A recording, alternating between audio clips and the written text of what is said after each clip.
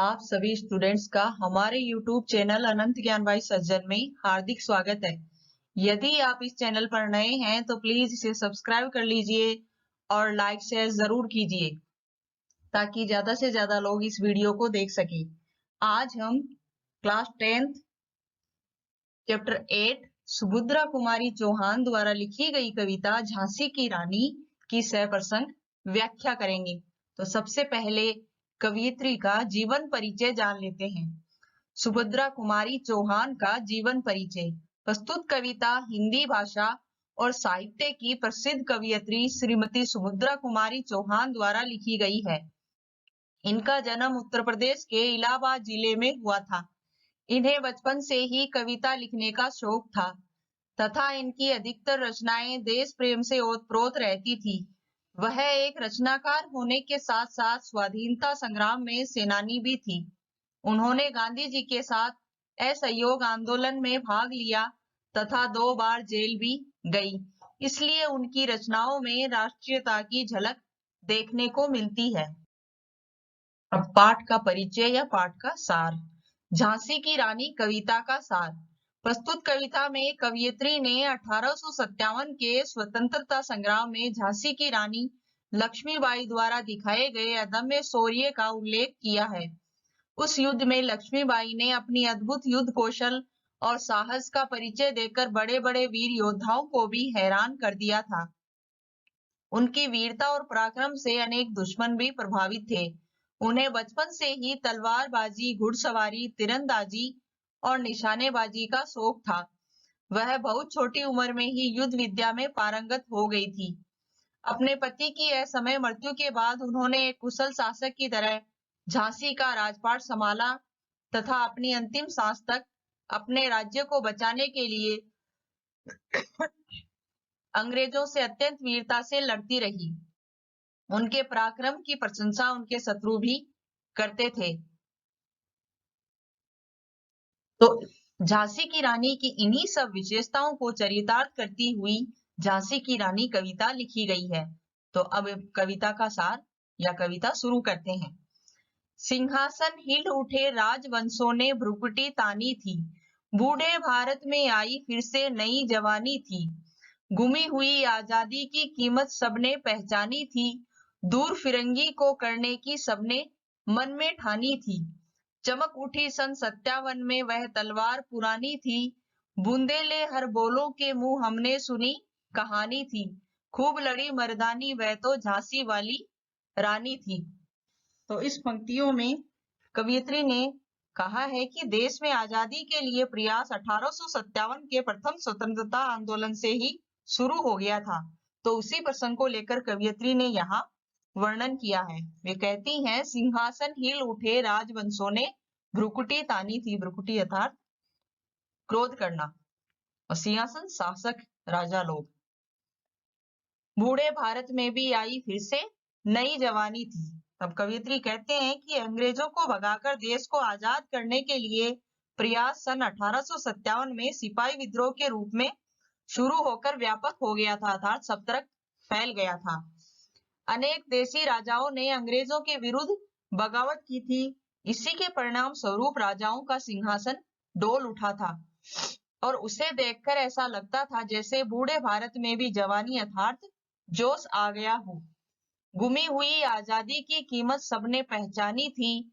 दूर फिरंगी को करने की सबने मन में ठानी थी और ऐसा लगता था कि जनता ने तब गई हुई अपनी आजादी का महत्व फिर से अनुभव किया और सभी ने मन में ठान ली कि हमारे देश में शासन कर रहे, हमें गुलाम बनाए रखने वाले अंग्रेजों को भारत से दूर भगाना है। चमक उठी सन 57 में वह तलवार पुरानी थी। बूंदेले हर बोलों के मुंह हमने सुनी कहानी थी। तो उससे पहले तो सन 1857 में अंग्रेजों का विरोध शुरू हो गया था और इसी के लिए कवियत्री ने कहा कि सन 57 के विद्रोह को पुरानी तलवार का चमकना कहा गया है। फिर आगे कवियत्री कहती हैं कि सन 57 के विद्रोह के बारे में हमने बुंदेलखंड के हर बोलों द्वारा गाए जाने वाले गीतों में सुना है कि खूब लड़ी मर्दानी वह तो झांसी वाली रानी थी। कि देसी राजाओं की तरह झांसी की रानी लक्ष्मीबाई ने भी 1857 के युद्ध में भाग लेकर वह भी मर्दों की तरह लड़ती रही और अंतिम सांस तक प्रयास करती रही। कवयित्री ने इन पंक्तियों में यहाँ देश के अतीत के गौरव और अंग्रेजी शासन के विरुद्ध उठी क्रांति की भावना तथा देसी राजाओं के संघर्ष का संकेत दिया है। कानपुर के नाना की मुंह बोली बहन छबीली थी, लक्ष्मीबाई नाम पिता की वह संतान अकेली थी।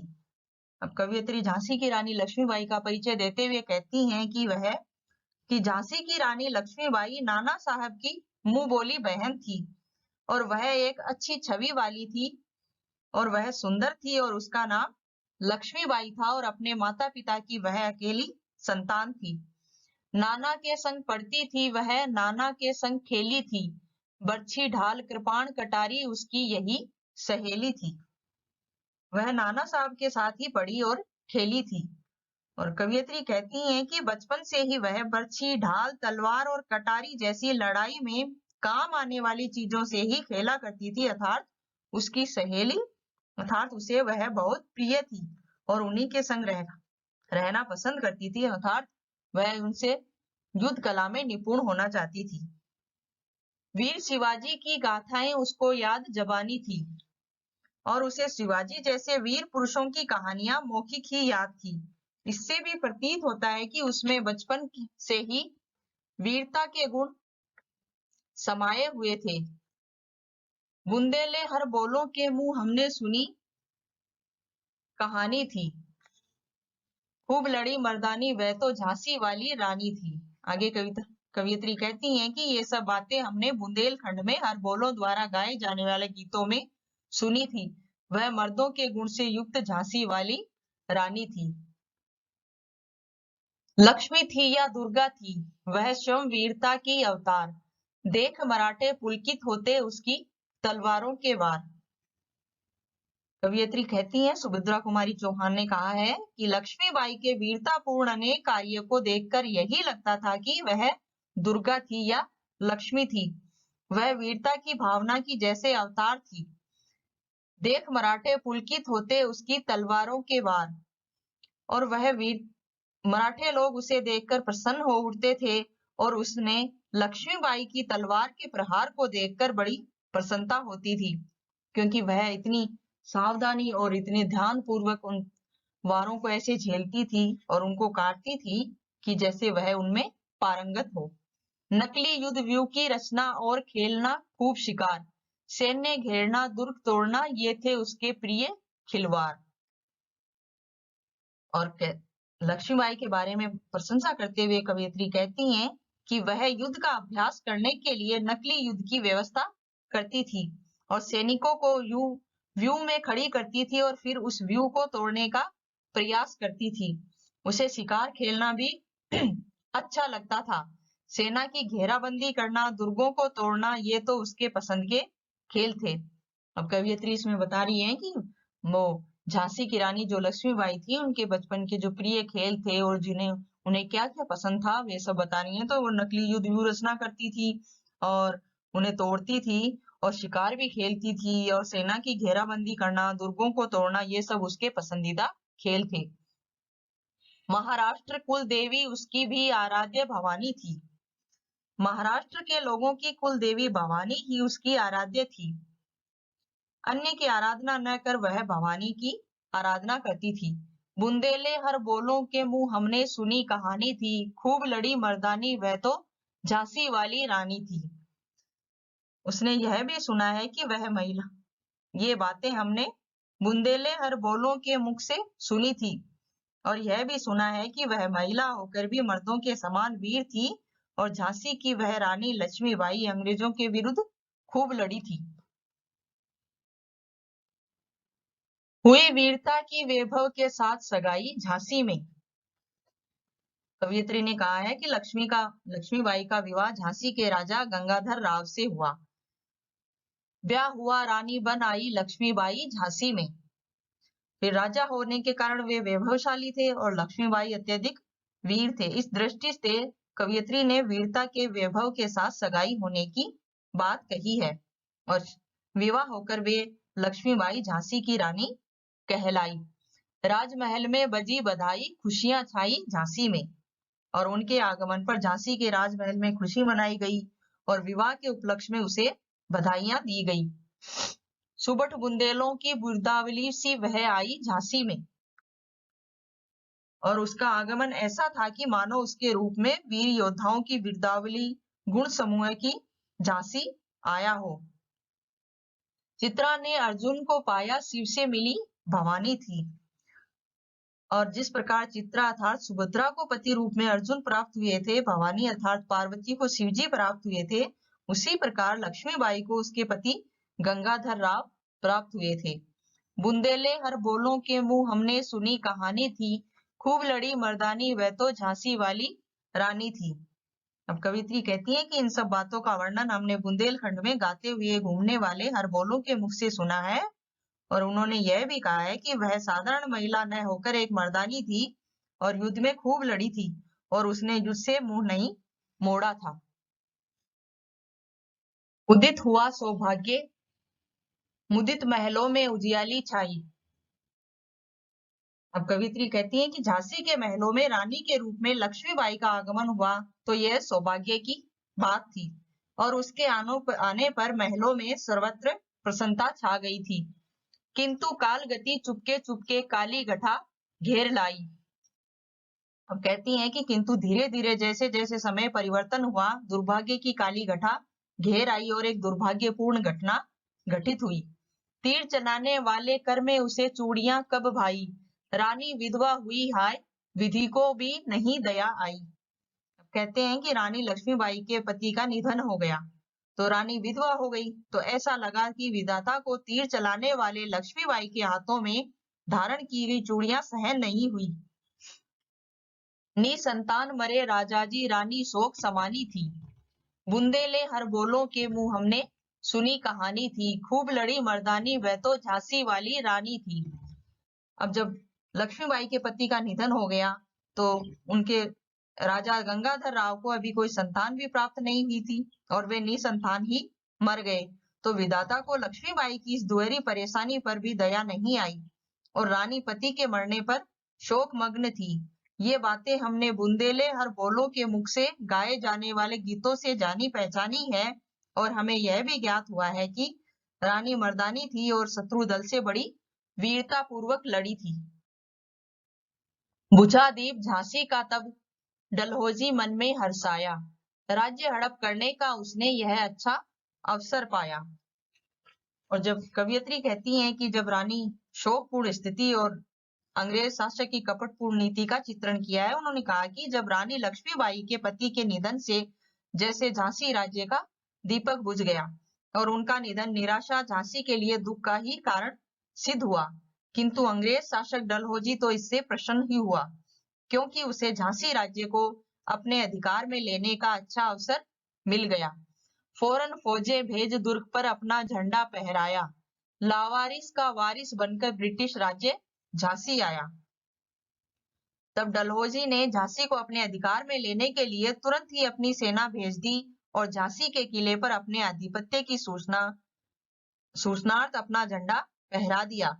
क्योंकि झांसी राज्य का कोई उत्तराधिकारी नहीं था, इसलिए डलहौजी स्वयं ही राज्य का मालिक बनकर वहां आया था।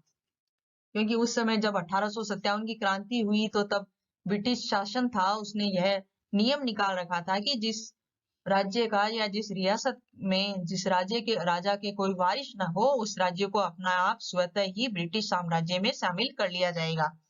और गंगाधर राव के निधन होने के कारण ब्रिटिश को झांसी की रानी के कोई संतान भी नहीं थी और निसंतान होने के कारण डलहौजी जो कि ब्रिटिश सरकार का एक अफसर था, उसने फौजें भेजकर अपने दुर्ग पर अपना झंडा फहरा लिया और उसे अपने अधिकार में कर लिया। अश्रुपूर्णा रानी ने देखा झांसी हुई वीरानी थी। तो इसलिए यह सब घटना चक्र रानी लक्ष्मीबाई ने यह घटना चक्र दुख के कारण अपनी अश्रुपूर्ण आंखों से देखा था और उसे लगा कि अब अपनी झांसी पराई हो गई है। बुंदेले हर बोलों के मुंह हमने सुनी कहानी थी, खूब लड़ी मर्दानी वह तो झांसी वाली रानी थी। यह सब जानकारी कवयित्री कहती हैं कि यह सब जानकारी हमें बुंदेले अरबोलों के मुख से प्राप्त हुई और यह भी सुना कि लक्ष्मीबाई खूब लड़ी मर्दानी थी और उन्होंने अंग्रेजों से खूब युद्ध किया। अनुनय विनय नहीं सुनती है विकट शासकों की माया, व्यापारी बन दया चाहता था जब यह भारत आया। अब इन पंक्तियों में कवयित्री ने डलहौजी के बारे में कहा है और अंग्रेज शासकों की संकीर्ण मानसिक स्थिति का वर्णन किया है। तो वे कहती हैं कि अंग्रेज प्रार्थना से भी नहीं पिघलते थे, उनकी स्वार्थपूर्ण कपटी माया अत्यधिक कठोर एवं अमानवीय थी। पहले जब अंग्रेज भारत आए थे तो तब वे व्यापार करने के लिए भारत से दया चाहते थे और अब भारतीय लोगों पर की प्रार्थना पर भी नहीं पिघलते हैं और अब उन्होंने देश में अपनी स्थिति बहुत मजबूत कर ली थी। डलहौजी ने पैर पसारे, अब तो पलट गई काया, राजाओं नवाबों को भी उसने पैरों ठुकराया। अब परिणाम स्वरूप उन्होंने यहाँ के राजाओं और नवाबों को भी ठुकरा दिया था और रानी दासी बनी बनी यह दासी अब महारानी थी। लक्ष्मीबाई जो महारानी थी वह दासी बन गई थी, अर्थात अंग्रेजों के अधीन थी, क्योंकि अंग्रेजों ने उनके संतान नहीं होने के कारण जब उनके वारिस नहीं था तो उन्होंने झांसी पर अपना कब्जा कर लिया और उन्हें अब दासी बना दिया गया था, अर्थात महारानी पद से मुक्त कर दिया गया था। बुंदेले हर बोलों के मुंह हमने सुनी कहानी थी, खूब लड़ी मर्दानी वह तो झांसी वाली रानी थी। यह बात हमने बुंदेलखंड के अरबोलों के मुख से सुनी है और लक्ष्मीबाई बड़ी मर्दानी थी और युद्ध में उन्होंने खूब पराक्रम दिखाया। चीनी राजधानी दिल्ली की, लखनऊ छीना बातों बात, कैद पेशवा था बिठूर में, हुआ नागपुर का भी घात। अब प्रस्तुत पंक्तियों में कवयित्री ने कहा है कि अंग्रेजों की छल नीति के किस प्रकार वर्णन किया है। तो वे कहती हैं कि अंग्रेजों ने अपनी छल नीति के आधार पर भारत की राजधानी दिल्ली पर अधिकार कर लिया। लखनऊ को तो वह बहुत कम समय में बहुत आसानी से जीत लिया था और उन्होंने बाजीराव पेशवा को बिठूर में कैद कर लिया था और नागपुर को भी चोट पहुंचाई थी और दावा बोला था। उदयपुर तंजौर सतारा कर्नाटक की कौन बिसात, जबकि सिंध पंजाब ब्रह्म पर अभी हुआ था वज्र निपात। अब वे कहती हैं कि उदयपुर तंजौर सतारा और कर्नाटक की रियासतों की तो बात ही क्या थी, वे तो उन्होंने आसानी से जीत लिए थे और सिंध पंजाब ब्रह्म देश बहुत कुछ मजबूत थे, लेकिन उनके भी परास्त होने की संभावना नहीं थी, लेकिन अंग्रेजों ने उन पर भी वज्रघात अर्थात उन्हें भी हस्तगत कर लिया था या फिर उन पर अधिकार कर लिया था।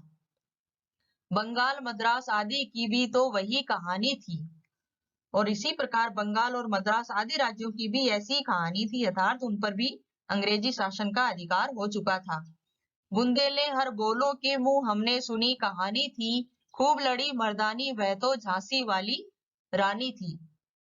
अब ये बातें हमने कवयित्री कह रही हैं कि ये सभी बातें हमने बुंदेले हर बोलों के मुख से सुनी थी और उन्होंने कहा था कि मर्दों जैसी बहादुरी दिखाने वाली लक्ष्मीबाई ने अंग्रेजों से खूब टक्कर ली थी।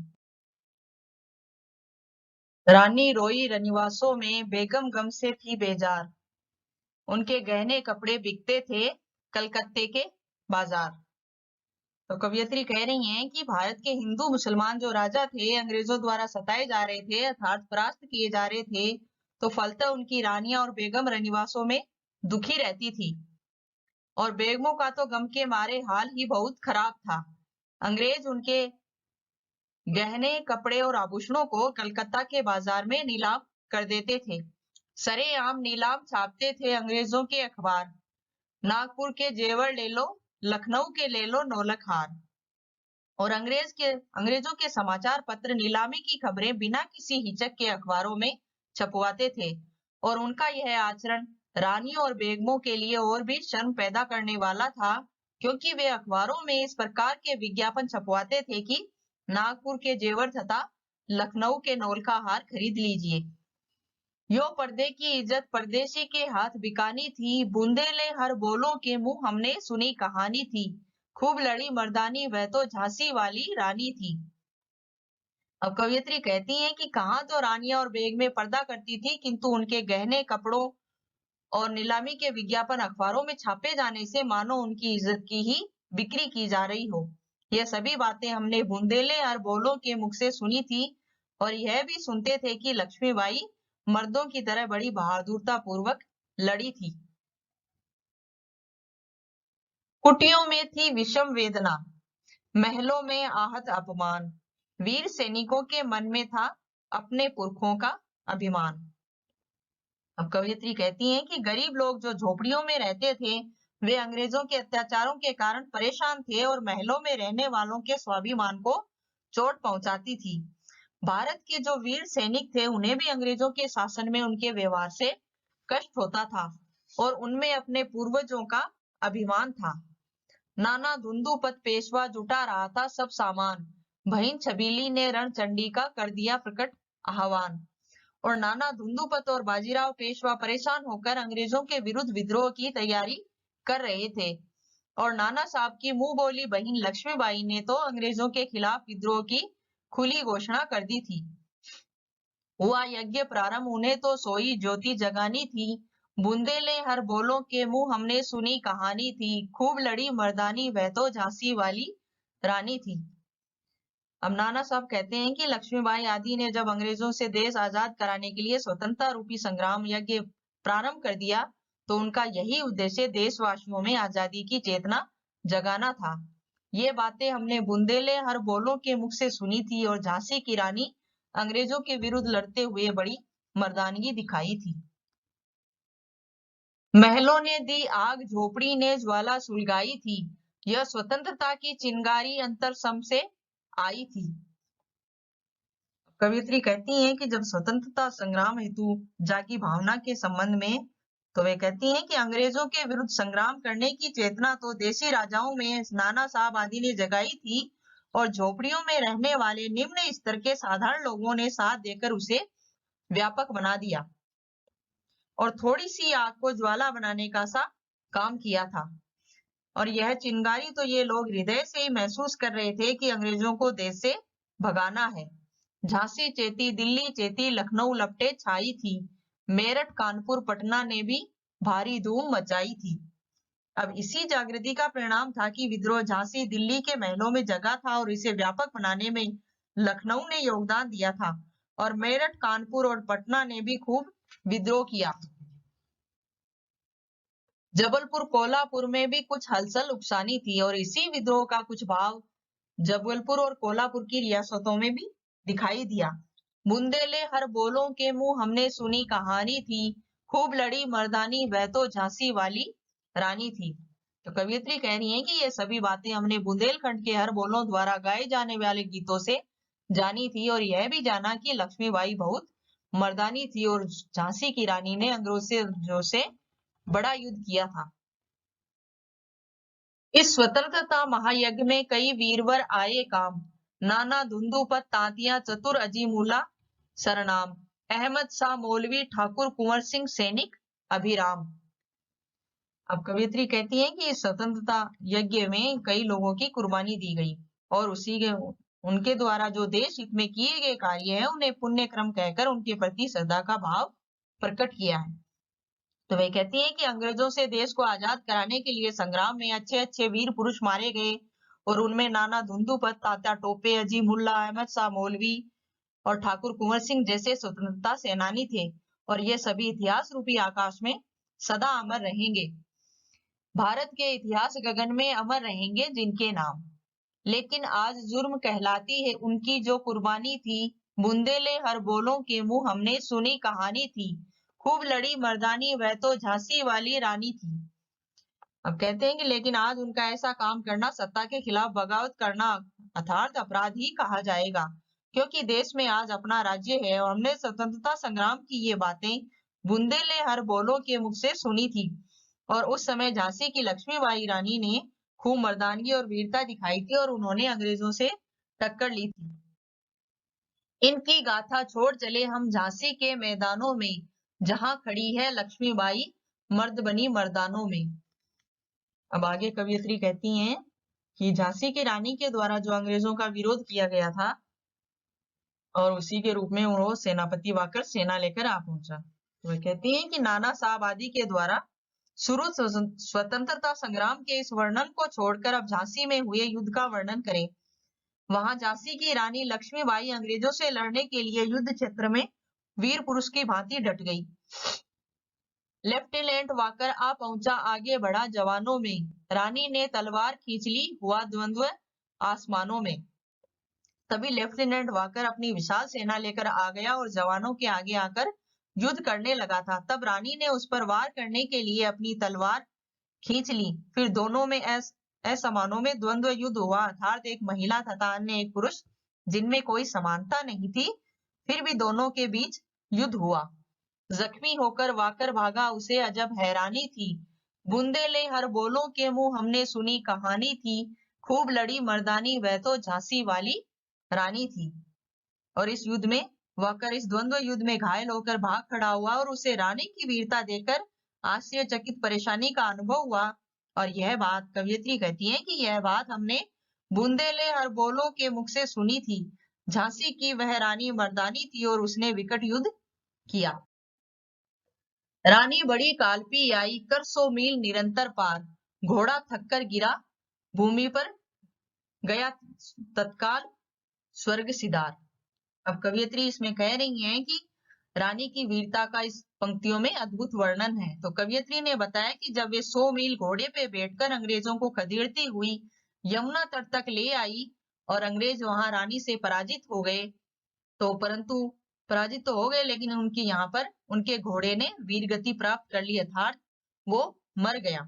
यमुना तट पर अंग्रेजों ने फिर खाई रानी से हार, विजयी रानी आगे चल दी, किया ग्वालियर पर अधिकार। और उसके बाद उन्होंने ग्वालियर पर भी अपना अधिकार जमा लिया और जहाँ के राजा सिंधिया ने अंग्रेजों से डरकर उनसे मित्रता कर ली थी। अंग्रेजों के मित्र सिंधिया ने छोड़ी राजधानी थी, बुंदेले हर बोलों के मुंह हमने सुनी कहानी थी, खूब लड़ी मर्दानी वह तो झांसी वाली रानी थी। तो ये सब बातें अब कवियत्री कह रही हैं कि जब झांसी की रानी ने, जब उनका घोड़ा मर चुका था, यमुना तट पर अंग्रेजों को खदेड़ दिया और इसके पश्चात भी उन्होंने विजयी रानी आगे चल दी और ग्वालियर पर अधिकार कर लिया। और ग्वालियर का जो राजा था सिंधिया, उसने भी राजधानी छोड़कर वहां से पलायन कर लिया, जिसने अंग्रेजों से मित्रता कर ली थी, लेकिन वह भी वहां राजधानी छोड़कर चला गया रानी के भय से। और यह सब कहानी हमने बुंदेले हर बोलों के मुख से सुनी थी और खूब लड़ी मर्दानी वह तो झांसी वाली रानी थी। विजय मिली पर अंग्रेजों की फिर सेना घिर आई थी, अब के जनरल स्मिथ सम्मुख था, उसने मुंह की खाई थी। अब कवियत्री कहती है कि जब रानी आगे बढ़ चली तो उसके बाद भी अंग्रेज रुके नहीं और उन्होंने ग्वालियर में लक्ष्मीबाई ने अंग्रेजों को हराया, किंतु पीछे से अंग्रेजों की सेना ने आकर उसे घेर लिया। इस बार रानी के सामने जनरल स्मिथ लड़ने आ खड़ा हुआ, किंतु उसे भी लक्ष्मीबाई के हाथों हार स्वीकार करनी पड़ी। कान्हा और मंदरा सखियां रानी के संग आई थी, युद्ध क्षेत्र में उन दोनों ने भारी मार मचाई थी। अब कहती हैं कि लक्ष्मीबाई के साथ उसकी कान्हा और मंदरा नाम की सखियां भी युद्ध करने आई थी और उन्होंने बहुत मारकाट मचा दी थी। पर पीछे रोज आ गया, हाय घिरी अब रानी थी, बुंदेले हर बोलों के मुंह हमने सुनी कहानी थी, खूब लड़ी मर्दानी वह तो झांसी वाली रानी थी। अब कहती हैं कि इस दौरान अंग्रेज अधिकारी रोज और सैनिक लेकर आ गया और रानी उन सैनिकों के बीच घिर गई थी।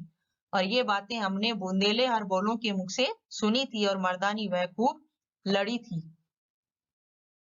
तो भी रानी मार काट कर चलती बनी सैन्य के पार, किंतु सामने नाला आया था वह संकट विषम अपार। इसके पश्चात भी रानी वीरता पूर्वक उनसे लड़ती रही और इसी प्रकार आगे पीछे से अंग्रेजी सेना द्वारा घेर लिए जाने पर भी रानी मारकाट मचाती हुई शत्रु सेना के पार जाने लगी, किंतु दुर्भाग्यवश आगे नाला था और उसे पार करना मुश्किल हो गया। घोड़ा अड़ा, नया घोड़ा था, इतने में आ गए सवार, रानी एक शत्रु बहुतेरे, होने लगे वार पर वार। अब यह संकट ऐसा था जिसे पार करना अत्यधिक कठिन था और इस कारण घोड़ा नाला पार न करके अड़ गया। इसी बीच शत्रु बहुत से सैनिक लेकर आ गए और रानी उस समय अकेली ही थी और शत्रु के सैनिक बहुत थे। उन्होंने रानी पर वार करने शुरू कर दिए। घायल होकर गिरी सिंहनी, उसे वीर गति पानी थी, बुंदेले हर बोलों के मुंह हमने सुनी कहानी थी, खूब लड़ी मर्दानी वह तो झांसी वाली रानी थी। अब जब उसे उन्होंने शत्रुओं ने जब उसे रानी को चारों तरफ से घेर लिया तो वो कवियत्री कहती हैं कि उन्होंने वार पे वार शुरू कर दिए और सिंहनी सी बहादुर रानी घायल होकर गिर गई और अब वीर गति पाने के अतिरिक्त उनके सामने और कोई उपाय नहीं था। कवियत्री कहती है कि यह सब हमने बुंदेले हरबोलों के मुख से सुना है। वह मर्दानी झांसी की रानी अंग्रेजों से खूब लड़ी थी। रानी गई सिद्धार्थ चिता अब उसकी दिव्य सवारी थी। मिला तेज से तेज तेज की वह सच्ची अधिकारी थी। अभी उम्र कुल 23 की थी, मनुज नहीं अवतारी थी। हमको जीवित करने आई बन स्वतंत्रता नारी थी। अब कवियत्री यहाँ कहती है कि लक्ष्मीबाई के बलिदान, वीरता और स्वतंत्रता प्राप्त करने का मार्ग दिखाने के संबंध में उन्होंने उल्लेख किया है। तो वे कहती हैं कि रानी वहीं पर स्वर्ग सिधार गई। उस समय उसके बलिदानी शरीर की दिव्य सवारी चिता थी, अर्थात चिता पर सवार होकर उसका दिव्य रूप विलीन हो गया था। एक प्रकार से उसका तेजस्वी रूप ईश्वर के तेज अंश में मिल गया था और वस्तुतः वह तेजस्विनी कहलाने की अधिकारिणी थी और उसने शत्रु दल के साथ लड़ते हुए वीरता एवं निडरता का परिचय दिया था। मरने के समय उसकी अवस्था कुल 23 वर्ष की थी और वह मानवीय नारी रूप में जैसे कोई अवतार थी दिखा गई और वह अपनी बहादुरी भरे कार्यों से हमें स्वतंत्र करने वाली नारी थी, अर्थात उसने हम भारतवासियों में जागृति ला दी और हमें वीरता पूर्वक अंग्रेजों से लड़ने की प्रेरणा दी। दिखा गई पथ सिखा गई हमको जो सीख सिखानी थी। बुंदेले हर बोलों के मुंह हमने सुनी कहानी थी। खूब लड़ी मर्दानी वह तो झांसी वाली रानी थी। अब कवियत्री कहती हैं कि उसी समय इसी तरह की प्रेरणा देकर सबसे अधिक आवश्यकता थी और यह कार्य रानी ने भली प्रकार कर दिखाया। कवियत्री कहती है कि रानी संबंधी जानकारी हमें बुंदेले हरबोलों के मुख से प्राप्त हुई है और वह मर्दानी झांसी की रानी अंग्रेजों से खूब लड़ी थी। इन पंक्तियों में कवियत्री कहती हैं कि जब रानी सिधार गई तो उन्होंने इस प्रकार का प्रचार किया कि एक औरत चाहे कैसी भी हो, वह जब वह दुर्गा का रूप स्वीकार कर लेती है या बन जाती है तो वह कुछ भी कर सकती है। और उन्होंने आंदोलनकारियों को यही सिखाया कि इंसान जब तक चाहे वह अपना प्रयास करता रहे और अपनी स्वतंत्रता पाने के लिए अथक प्रयास करेंगे तो हम सब कुछ पा सकेंगे। और उन्होंने स्वतंत्रता प्राप्ति के प्रयास का एक अच्छा पथ उन आंदोलनकारियों को सिखाया था। जाओ रानी याद रखेंगे ये कर्तव्य भारतवासी, यह तेरा बलिदान जगावेगा स्वतंत्रता अविनाशी। अब कवियत्री इसमें कहती हैं कि लक्ष्मीबाई के प्रति उन्होंने कृतज्ञता का भाव व्यक्त करते हुए कहा है कि रानी लक्ष्मीबाई इस लोक से जा चुकी हैं, लेकिन उसके महान उपकार को हम भारतवासी याद रखेंगे। हम उसके प्रति आभारी हैं। उसने अपने प्राण देकर हम देशवासियों का उपकार किया है और यह हो सकता है कि होवे चुप इतिहास लगे सच्चाई को चाहे फांसी, हो मदमाती विजय मिटा दे गोलों से चाहे झांसी। और यह भी हो सकता है कि कभी इतिहास उसे वैसा महत्व न दे जैसा इन पंक्तियों में या इस कविता में दिया गया है। भले ही सच्चाई को दबा दिया जाए और भले ही विजय प्राप्त करने वाले मद में चूर होकर यह सब कर बैठे, किंतु रानी के बलिदान की कथा कभी समाप्त नहीं होगी और अंग्रेज झांसी को गोलों से जड़ से समाप्त कर दें, किंतु भारतवासी रानी को याद रखेंगे। तेरा स्मारक तू ही होगी, तू खुद अमिट निशानी थी। बुंदेले हर बोलों के मुंह हमने सुनी कहानी थी। खूब लड़ी मर्दानी वह तो झांसी वाली रानी थी। अब कवियत्री कहती है कि रानी के कार्य स्वयं उसके स्मारक सिद्ध होंगे, उनको बुलाया नहीं जा सकेगा। कवियत्री कहती है कि हमने रानी के बारे में बुंदेले हर बोलों द्वारा गाए जाने वाले गीतों से जाना था। उनसे ही ज्ञात हुआ कि रानी बहुत मर्दानी, बहादुर और निडर थी और वह अपने शत्रु अंग्रेजों से बहादुर मर्दों की तरह लड़ती रही और वह एक झांसी की रानी थी, एक ऐसी झांसी की रानी थी जो मर्दों की तरह लड़ते हुए वीर गति को प्राप्त हुई और जिसके कारण झांसी का नाम हमेशा के लिए इतिहास के पन्नों में रचा गया। इसी के साथ हमारी कक्षा यहीं समाप्त होती है। आज की क्लास आपको कैसे लगी कमेंट करके जरूर बताइए। प्लीज लाइक शेयर एवं सब्सक्राइब जरूर कीजिएगा। इसके प्रश्न उत्तर के लिए आगे का वीडियो देखना ना भूलें।